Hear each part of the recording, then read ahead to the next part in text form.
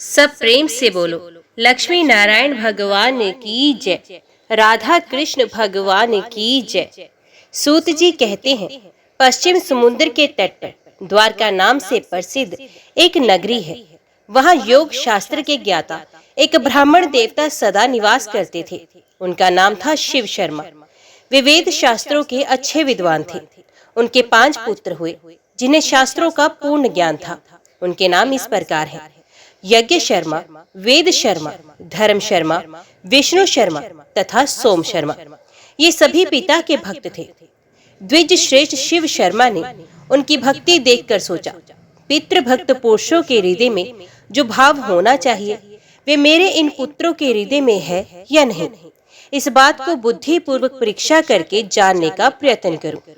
शिव शर्मा ब्रह्मवेत्ताओं में श्रेष्ठ थे। उन्हें उपाय का ज्ञान था। उन्होंने माया द्वारा अपने पुत्रों के सामने एक घटना उपस्थित की। पुत्रों ने देखा, उनकी माता महान ज्वर रोग से पीड़ित होकर मृत्यु को प्राप्त हो गई। तब वे पिता के पास जाकर बोले, तात, हमारी माता अपने शरीर का परित्याग करके चले गई। अब उसके विषय में आप हमें क्या आज्ञा देते हैं?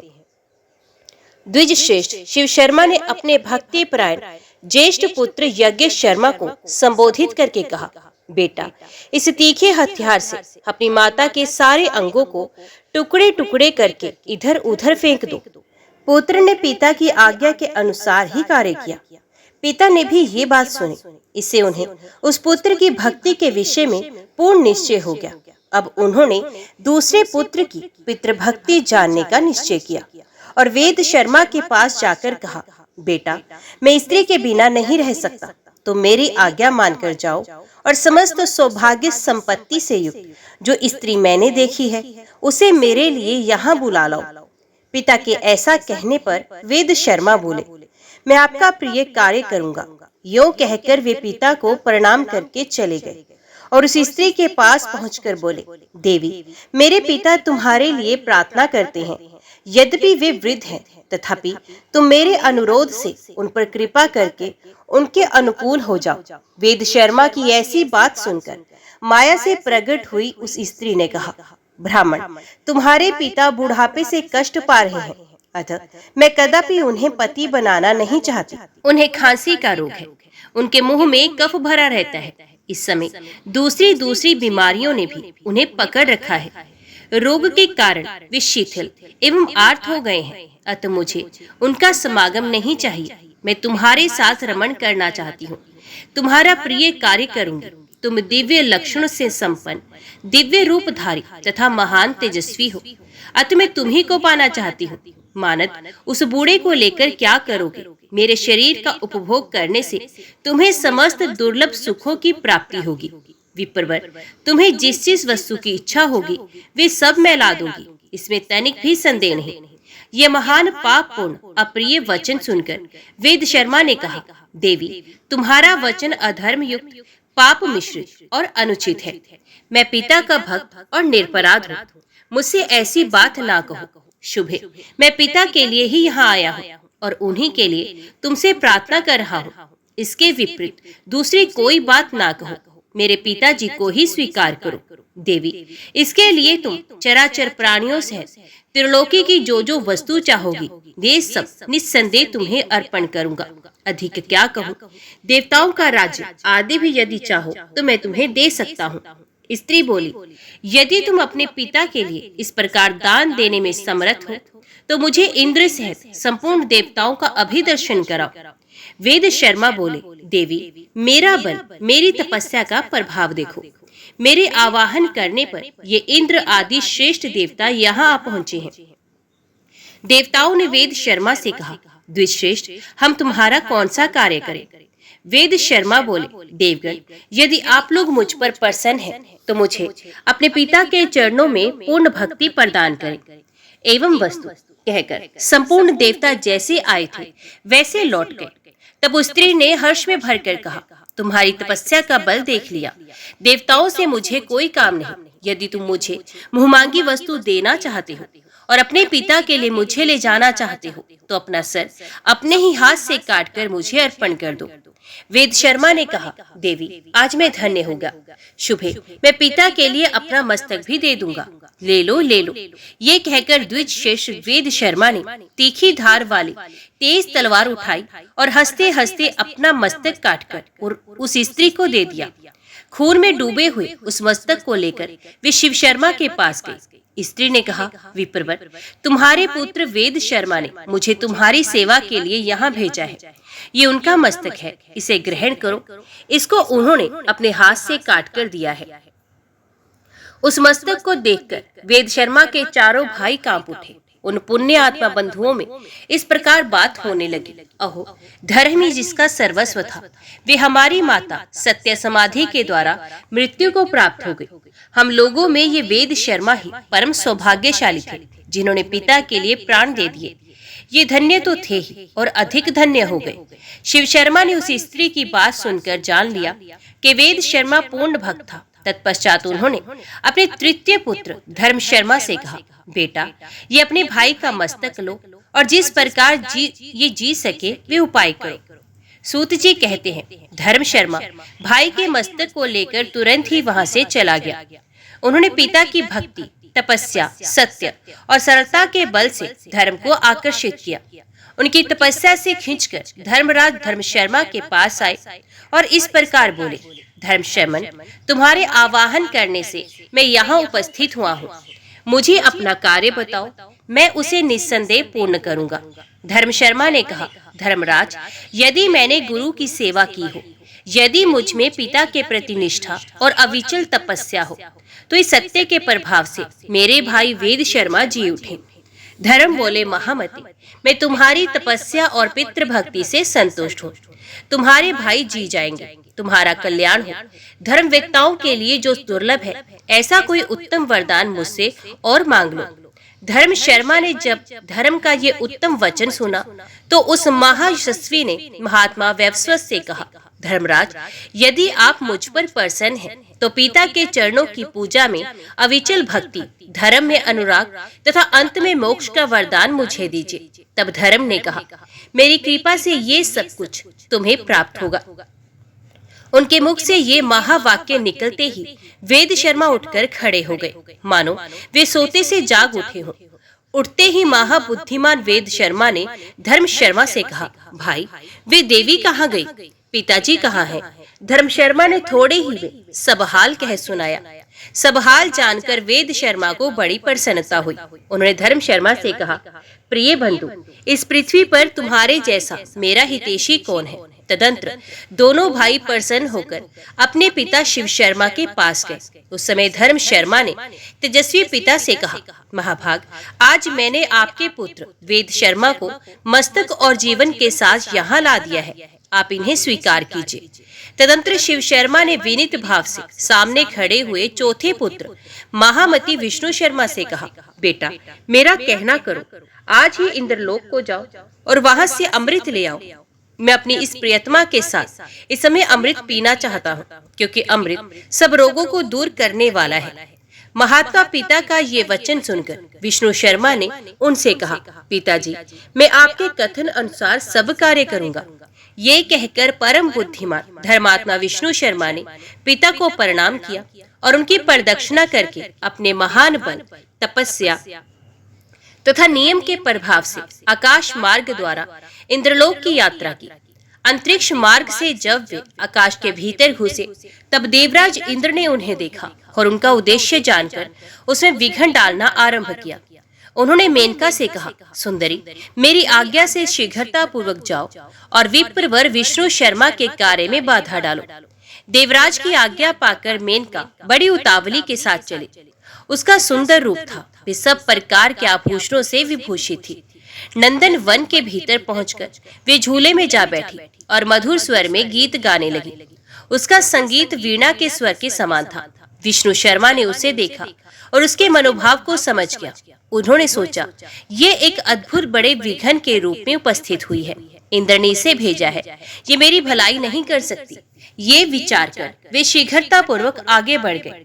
मेनका ने उन्हें जाते देखा और पूछा, महामते, कहाँ जाओगे?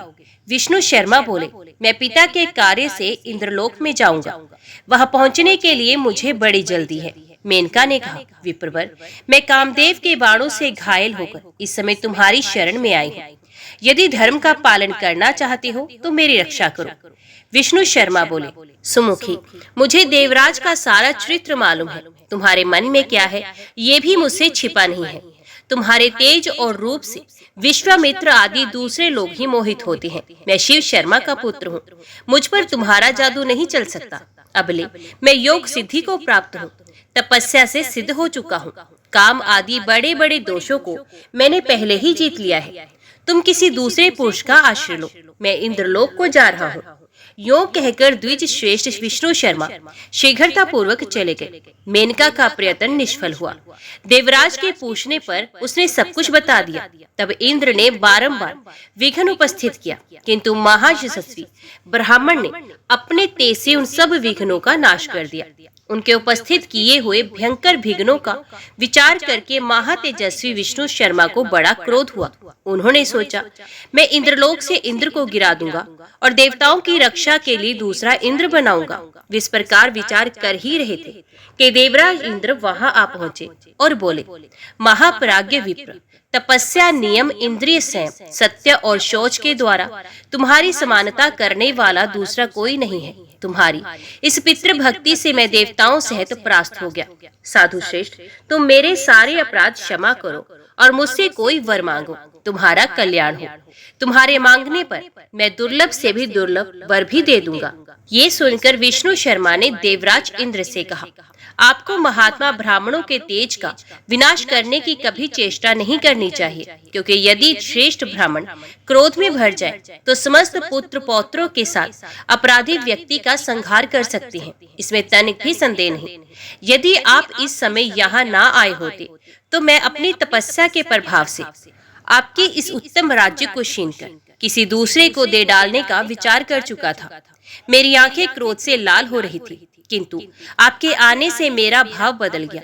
देवेंद्र, आप आकर मुझे वर देना चाहते हैं तो अमृत दीजिए, साथ ही पिता के चरणों में अविचल भक्ति प्रदान कीजिए।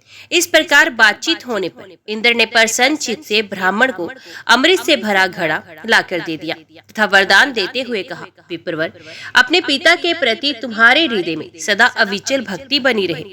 यो कहकर इंद्र ने ब्राह्मण को विदा किया। तदंतर विष्णु शर्मा अपने पिता के पास जाकर बोले, तात, मैं इंद्र के यहाँ से अमृत ले आया हूँ। इसका सेवन करके आप सदा के लिए निरोग हो जाइए। शिव शर्मा पुत्र की ये बात सुनकर बहुत संतुष्ट हुए और सब पुत्रों को बुलाकर कहने लगे, तुम सब लोग पितृ भक्ति से युक्त और मेरी आज्ञा के पालक हो, अतः प्रसन्नता पूर्वक मुझसे कोई वर मांगो। इस भूतल पर जो दुर्लभ वस्तु होगी वे भी तुम्हें मिल जाएगी। पिता की ये बात सुनकर वे सभी पुत्र एक दूसरे की ओर देखते हुए उनसे बोले, सुव्रत, आपकी कृपा से हमारी माता जो यमलोक को चली गई हैं, वो जी जाए। शिव शर्मा ने कहा, पुत्रों, तुम्हारी मरी हुई पुत्र वत्सला माता अभी जीवित होकर हर्ष में भरी हुई यहाँ आएंगी, इसमें तनिक भी संदेह नहीं। ऋषि शिव शर्मा के मुख से ये शुभ वाक्य निकलते ही उन पुत्रों की माता हर्ष में भरी हुई वहां आ पहुंची और बोली, मेरे सौभाग्यशाली पुत्रों, इसलिए संसार में पुण्य आत्मा स्त्रियां पुण्य साधक पुत्र की इच्छा करती हैं, जिसका कुल के अनुरूप आचरण हो, जो अपने कुल का आधार तथा माता पिता को तारने वाला हो। ऐसे उत्तम पुत्र को कोई भी स्त्री पुण्य के बिना कैसे पा सकती है।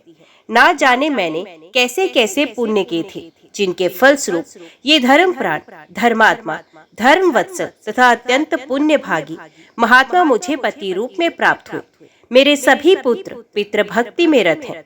इससे बढ़कर प्रसन्नता की बात और क्या हो सकती है। अहो, संसार में पुण्य के ही बल से उत्तम पुत्र की प्राप्ति होती है। मुझे 5 पुत्र प्राप्त हुए हैं, जिनका हृदय विशाल है तथा जिनमें एक से एक बढ़कर है। मेरे सभी पुत्र यज्ञ करने वाले, पुण्यात्मा, तपस्वी, तेजस्वी और पराक्रमी हैं। इस प्रकार माता के कहने पर पुत्रों को बड़ा हर्ष हुआ और वे अपनी माता को प्रणाम करके बोले, माँ, अच्छे माता पिता की प्राप्ति बड़े पुण्य से होती है। तुम सदा पुण्य क्रम करती रहती हो। हमारे बड़े भाग्य थे जो तुम हमें माता के रूप में प्राप्त हुई, जिनके गर्भ में आकर हम लोग उत्तम पुण्यों से वृद्धि को प्राप्त हुए हैं। हमारी यही अभिलाषा है कि प्रत्येक जन्म में तुम ही हमारी माता और यही हमारे पिता हो। पिता बोले, पुत्रों, तुम लोग मुझसे कोई परम उत्तम और पुण्यदायक वरदान मांगो। मेरे संतुष्ट होने पर तुम लोग अक्षय लोकों का उपभोग कर सकते हो। पुत्रों ने कहा, पिताजी, यदि आप हम पर प्रसन्न हैं और वर देना चाहते हैं तो हमें भगवान श्री विष्णु के गोलोक धाम में भेज दीजिए, जहाँ किसी प्रकार की चिंता और व्याधि ना फटकने पाए। पिता बोले, पुत्रों, तुम लोग सर्वथा निष्पाप हो, इसलिए मेरे प्रसाद, तपस्या और इस पितृ भक्ति के बल से वैष्णव धाम को जाओ। महर्षि शिव शर्मा के ये उत्तम वचन कहते ही भगवान श्री विष्णु अपने हाथ में शंख, चक्र, गदा और पद्म धारण किए हुए गरुड़ पर सवार हो वहां आ पहुंचे और पुत्रों सहित शिव शर्मा से बारंबार कहने लगे, विप्रवर, पुत्रों सहित तुमने भक्ति के बल से मुझे अपने वश में कर लिया है, अतः इन पुण्यात्मा पुत्रों तथा पति के साथ रहने की इच्छा वाली इस पुण्य में पत्नी को साथ लेकर तुम मेरे परम धाम को चलो। शिव शर्मा ने कहा, भगवान, ये मेरे चारों पुत्र ही इस समय परम उत्तम वैष्णव धाम में चले। मैं पत्नी के साथ अभी भूलोक में ही कुछ काल व्यतीत करना चाहता हूँ। मेरे साथ मेरा कनिष्ठ पुत्र सोम शर्मा भी रहेगा। सत्यभाजी महर्षि शिव शर्मा के योग कहने पर देवेश्वर भगवान श्री विष्णु उनके 4 पुत्रों से कहने लगे, तुम लोग दाह और परले से रह मोक्षदायी गोलोक धाम को चलो। भगवान के इतना कहते ही उन चारों सत्य तेजस्वी ब्राह्मणों का तत्काल विष्णु के समान रूप हो गया। उनके शरीर का श्याम वर्ण इंद्र नीलमणि के समान शोभा पाने लगा। उनके हाथों में शंख, चक्र, गदा और पद्म सुशोभित होने लगे। वे विष्णु रूपधारी महान तेजस्वी द्विज पितृभक्ति के प्रभाव से विष्णु धाम को प्राप्त हो गए। भगवान श्री विष्णु का गोलोक धाम तम से परे परम प्रकाश रूप है। पूर्वोक्त चारों ब्राह्मण जब उस लोक में चले गए तब महाप्राज्ञ शिव शर्मा ने अपने छोटे पुत्र से कहा, महामते सोम शर्मन, तुम पिता की भक्ति में रत हो। मैं इस समय तुम्हें यह अमृत का घड़ा दे रहा हूँ, तुम सदा इसकी रक्षा करना। मैं पत्नी के साथ तीर्थ यात्रा करने जाऊंगा। ये सुनकर सोम शर्मा ने कहा, महाभाग, ऐसा ही होगा।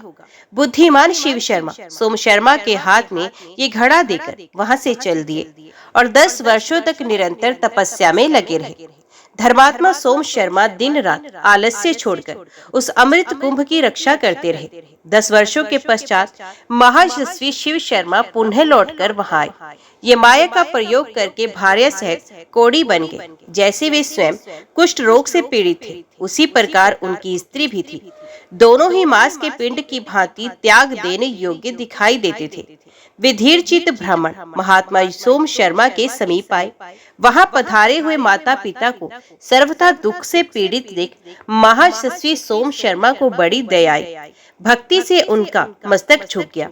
वे उन दोनों के चरणों में पड़ गए और बोले, पिताजी, मैं दूसरे किसी को ऐसा नहीं देखता जो तपस्या, गुण समुदाय और उत्तम पुण्य से युक्त होकर आपकी समानता कर सके। फिर भी आपको ये क्या हो गया? विप्रवर, संपूर्ण देवता सदा दास की भांति आपकी आज्ञा के पालन में लगे रहते हैं।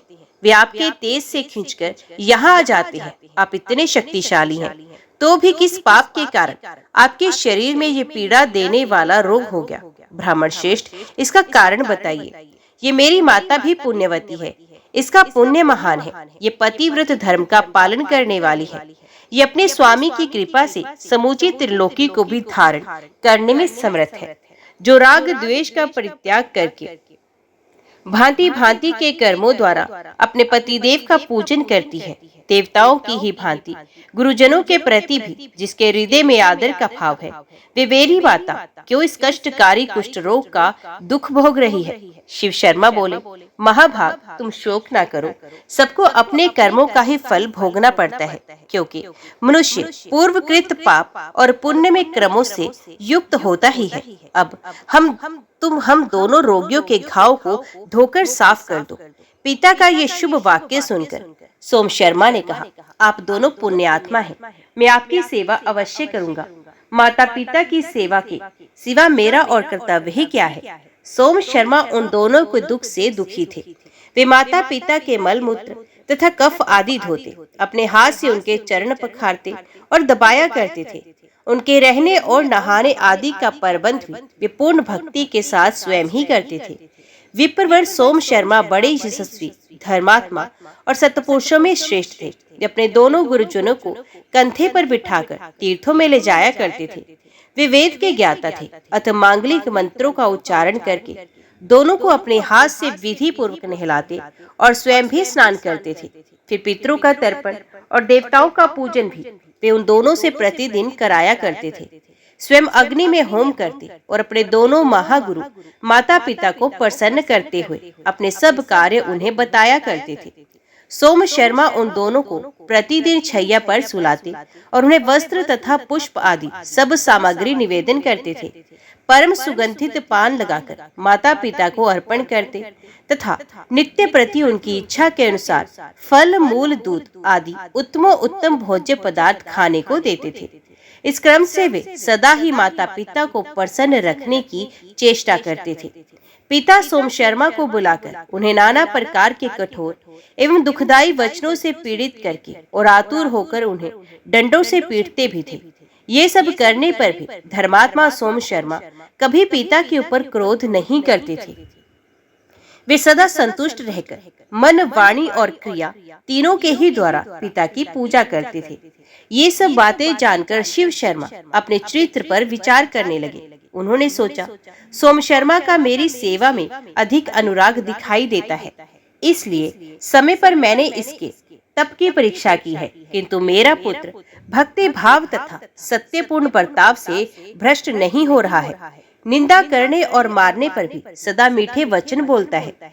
इस प्रकार मेरा बुद्धिमान पुत्र दुष्कर सदाचार का पालन कर रहा है। अतः अब मैं भगवान श्री विष्णु के प्रसाद से इसके दुख दूर करूंगा। इस प्रकार बहुत देर तक सोच विचार करने के पश्चात परम बुद्धिमान शिव शर्मा ने पुनः माया का प्रयोग किया। अमृत के घड़े से अमृत का अपहरण कर लिया। उसके बाद सोम शर्मा को बुलाकर कहा, बेटा, मैंने तुम्हारे हाथ में रोग नाशक अमृत सौंपा था, उसे शीघ्र लाकर मुझे अर्पण करो, जिससे मैं इस समय उसका पान करूं। पिता के यो कहने पर सोम शर्मा तुरंत उठकर चल दिया। अमृत के घड़े के पास जाकर उन्होंने देखा कि वे खाली पड़ा है, उसमें अमृत की एक बूंद भी नहीं है। ये देखकर परम सौभाग्यशाली सोम शर्मा ने मन ही मन कहा, यदि मुझ में सत्य और गुरु सेवा है, यदि मैंने पूर्व काल में निश्चल हृदय से तपस्या की है, इंद्रिय संयम, सत्य और शौच आदि धर्मों का ही सदा पालन किया है, तो ये घड़ा निश्चय ही अमृत से भर जाए। महाभाग सोम शर्मा ने इस प्रकार विचार करके ज्यों ही उस घड़े की ओर देखा, त्यों ही वे अमृत से भर गया। घड़े को भरा देख उसे हाथ में ले महायशस्वी सोम शर्मा तुरंत ही पिता के पास गए और उन्हें प्रणाम करके बोले, पिताजी लीजिए, ये अमृत से भरा घड़ा आ गया। महाभाग, अब इसे पीकर शीघ्र ही रोग से मुक्त हो जाइए। पुत्र का ये परम पुण्यमय तथा सत्य और धर्म के उद्देश्य से युक्त मधुर वचन सुनकर शिव शर्मा को बड़ा हर्ष हुआ।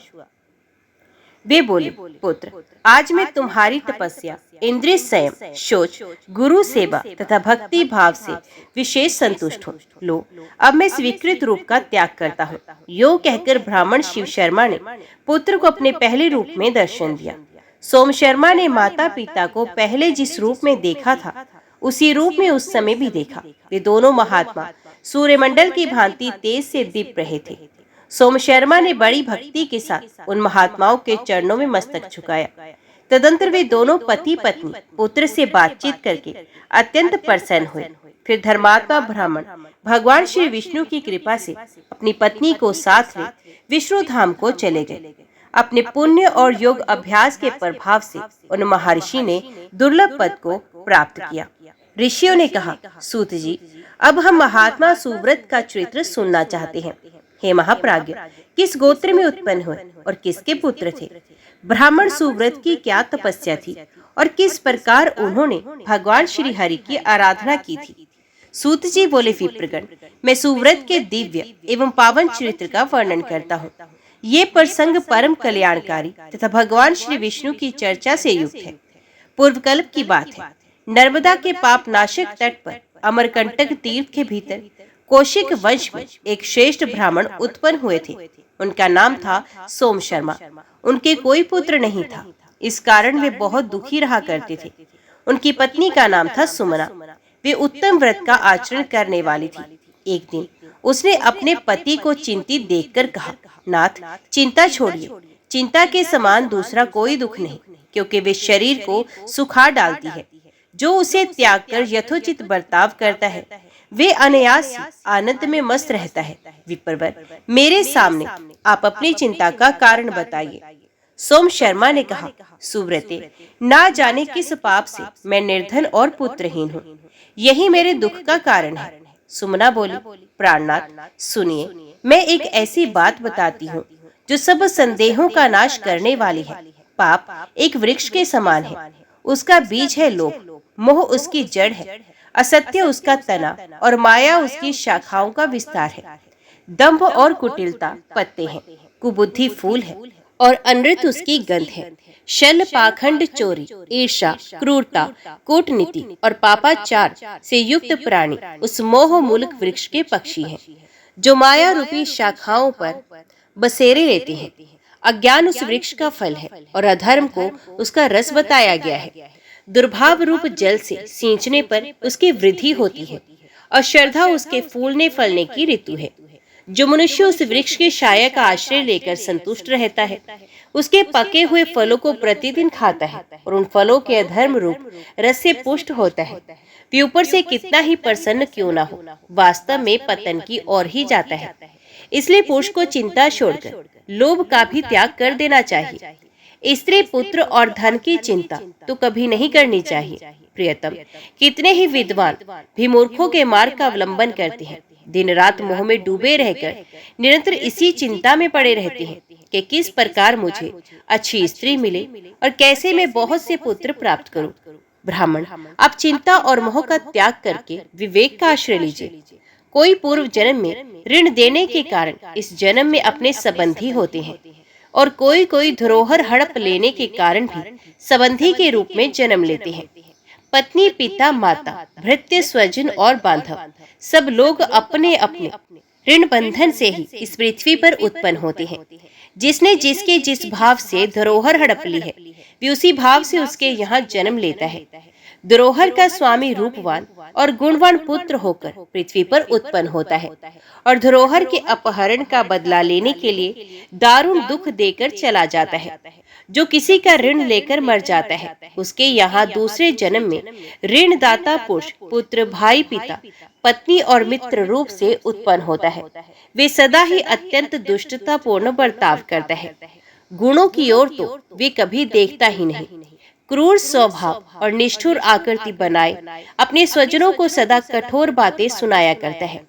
प्रतिदिन मीठी मीठी वस्तुएं स्वयं खाता है और घर में रहते हुए धन का बलपूर्वक उपभोग करता है और रोकने पर कुपित हो जाता है। विप्रवर, अब मैं आपके सामने शत्रु स्वभाव वाले पुत्र का वर्णन करती हूँ। वे बाल्यावस्था से ही सदा शत्रु का सा बर्ताव करता है। खेल कूद में भी पिता माता को मार मार कर भागता है और बारंबार हंसा करता है। क्रोध युक्त स्वभाव को लेकर ही बड़ा होता है और सदा वैर के काम में लगा रहता है। वे प्रतिदिन पिता और माता की निंदा करता है। फिर विवाह संबंध हो जाने पर नाना प्रकार से धन का अपव्यय करता है। घर और खेत आदि सब मेरा ही है, तुम लोग कौन हो मेरा हाथ रोकने वाले? यूं कहकर पिता और माता को प्रतिदिन पीटता रहता है। उनकी मृत्यु के पश्चात ना वे श्राद्ध करता है और ना कभी दान देता है। ऐसे बहुतेरे पुत्र इस पृथ्वी पर उत्पन्न होते रहते हैं। अब मैं उस पुत्र का वर्णन करती हूँ जिसके द्वारा प्रिय वस्तु की प्राप्ति होती है। वैसा बालक बचपन से ही माता पिता का प्रिय करता है। बड़ा होने पर भी उनके प्रिय साधन में लगा रहता है और सदा अपनी भक्ति से माता पिता को संतुष्ट रखता है। स्नेह से, मीठी वाणी से तथा प्रिय लगने वाली बातचीत से उन्हें प्रसन्न रखने की चेष्टा करता है। माता पिता की मृत्यु के पश्चात संपूर्ण श्राद्ध कर्म और पिंडदान आदि का कार्य करता है तथा उनकी सद्गति के लिए तीर्थ यात्रा भी करता है। प्रियतम, अब इस समय आपके सामने उदासीन पुत्र का वर्णन करती हूँ। विप्रवर, उदासीन बालक सदा उदासीन भाव से ही रहता है। वे ना कुछ देता है ना लेता है, न रुष्ट होता है न संतुष्ट होता है। इस प्रकार मैंने पुत्रों के संबंध में सब कुछ बता दिया। पुत्रों की ऐसी ही गति है, जैसे पुत्र होते हैं वैसे ही माता पिता, पत्नी, बंधु बांधव तथा भृत्य आदि अन्य लोग भी बताए गए हैं। इनमें भी शत्रु, मित्र और उदासीन आदि भेद होते हैं। मनुष्यों की तो बात ही क्या है, पशु, घोड़े, हाथी, भैंस आदि भी ऐसे ही होते हैं। नौकरों की भी यही स्थिति है। ये सब ऋण के संबंध से ही प्राप्त होते हैं। हम दोनों ने पूर्व जन्म में ना तो किसी से ऋण लिया है और ना किसी की धरोहर ही हड़पी है। इतना ही नहीं, हमने किसी के साथ वैर भी नहीं किया।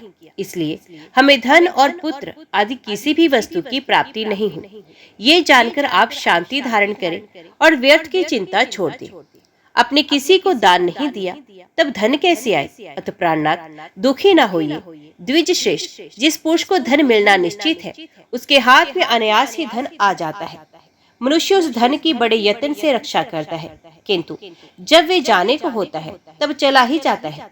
ऐसा समझकर आप शांत हो जाइए। निरर्थक चिंता छोड़िए। महान मोह से मूढ़, विवेक शून्य हुए मानव पाप से आसक्त चित्त होकर कहने लगते हैं कि ये घर, ये पुत्र और ये स्त्री मेरी है।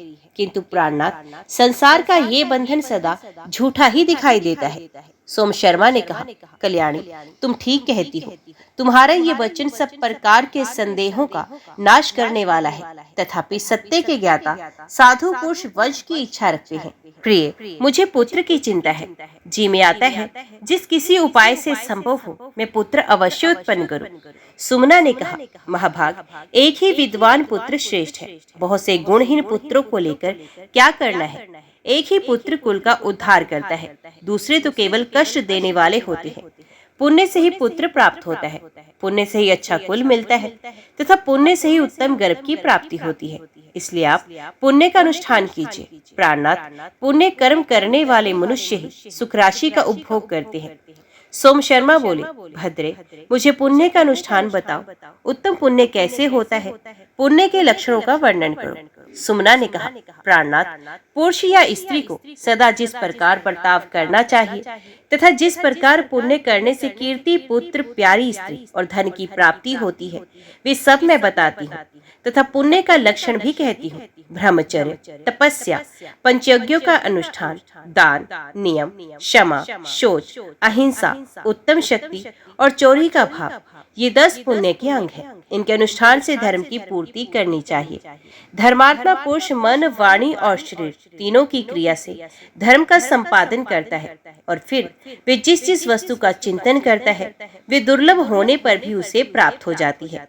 सोम शर्मा ने पूछा, भामिनी, धर्म का स्वरूप कैसा है और उसके कौन कौन से अंग हैं? प्रिय, इस विषय को सुनने की मेरे मन में बड़ी रुचि हो रही है।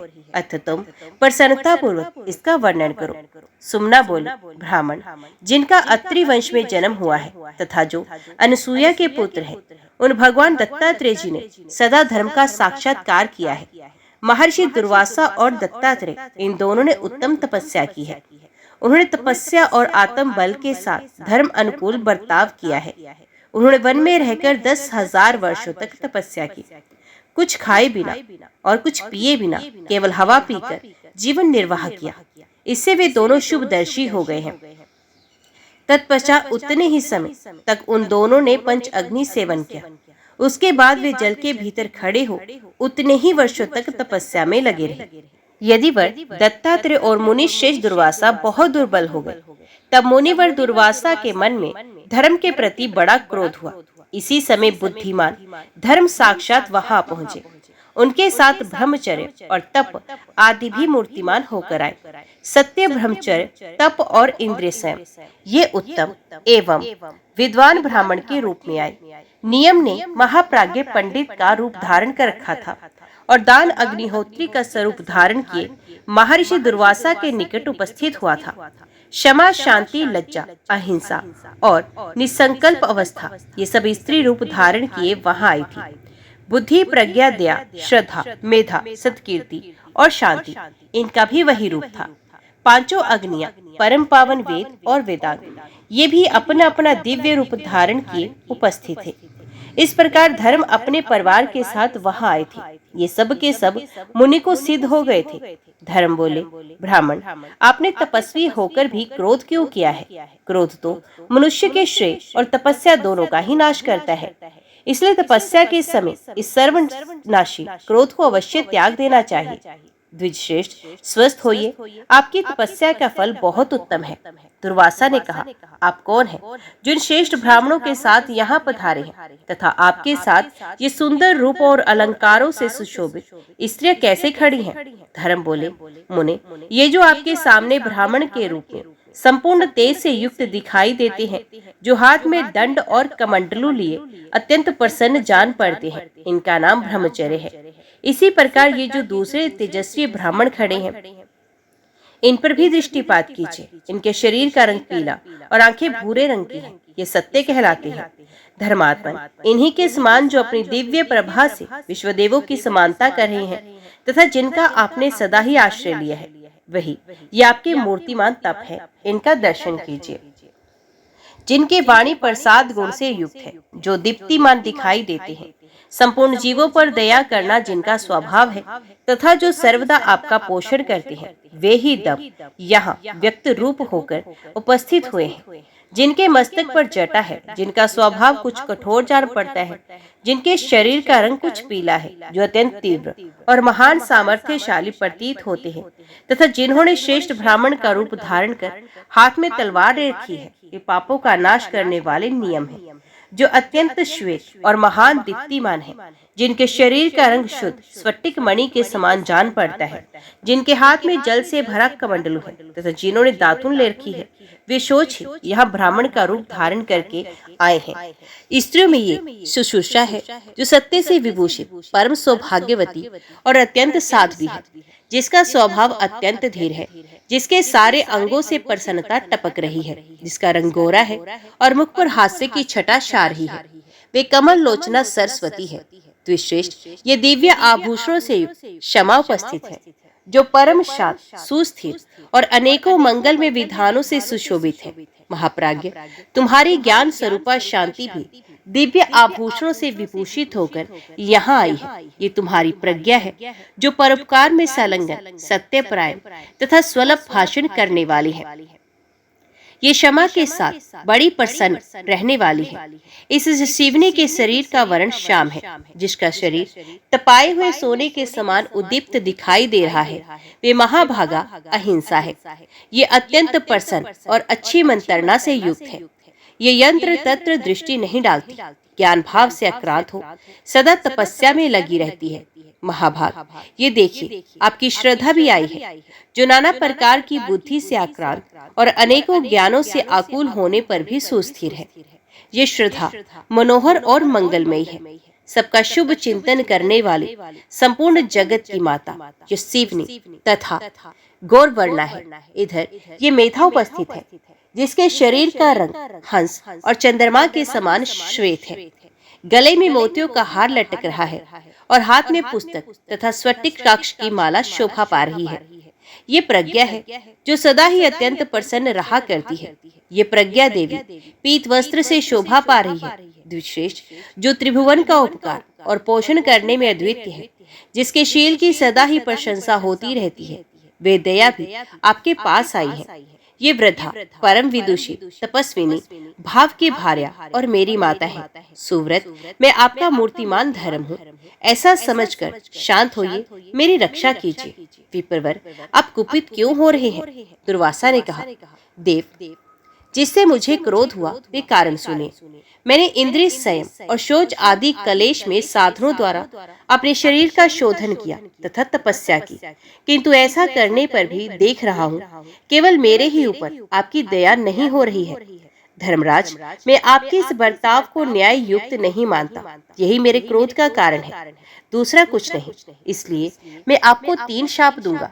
धर्म, अब आप राजा और दासी पुत्र होइए, साथ ही स्वेच्छा अनुसार चांडाल योनि में भी प्रवेश कीजिए। इस प्रकार 3 शाप देकर द्विजश्रेष्ठ दुर्वासा चले गए। सोम शर्मा ने पूछा, भामिनी, महात्मा दुर्वासा का शाप पाकर धर्म की क्या अवस्था हुई? उन शापों का उपभोग उन्होंने किस प्रकार किया? यदि जानती हो तो बताओ। सुमना बोली, प्राणनाथ, धर्म ने भरतवंश में राजा युधिष्ठिर के रूप में जन्म ग्रहण किया। दासी पुत्र होकर जब वे उत्पन्न हुए तब विदुर नाम से उनकी प्रसिद्धि हुई। अब तीसरे शाप का उपभोग बताती हूँ। जिस समय महर्षि विश्वामित्र ने राजा हरिश्चंद्र को बहुत कष्ट पहुंचाया, उस समय परम बुद्धिमान धर्म चांडाल के स्वरूप को प्राप्त हुए थे। ओम नमो भगवते वासुदेवाय नमः। जय श्री राधे कृष्णा। आज के वीडियो में इतना ही। उम्मीद करती हूँ वीडियो आपको पसंद आई होगी। वीडियो पसंद आई हो तो वीडियो को लाइक और चैनल को सब्सक्राइब जरूर कीजिएगा। जय श्री हरि लिखकर कमेंट बॉक्स में अपनी हाजिरी और अपने सुझाव देना ना भूलेगा। तो मिलते हैं अगली कथा अगली वीडियो के साथ। तब तक के लिए देखते व सुनते रहिए। जय मां कंजर, जय माता दी।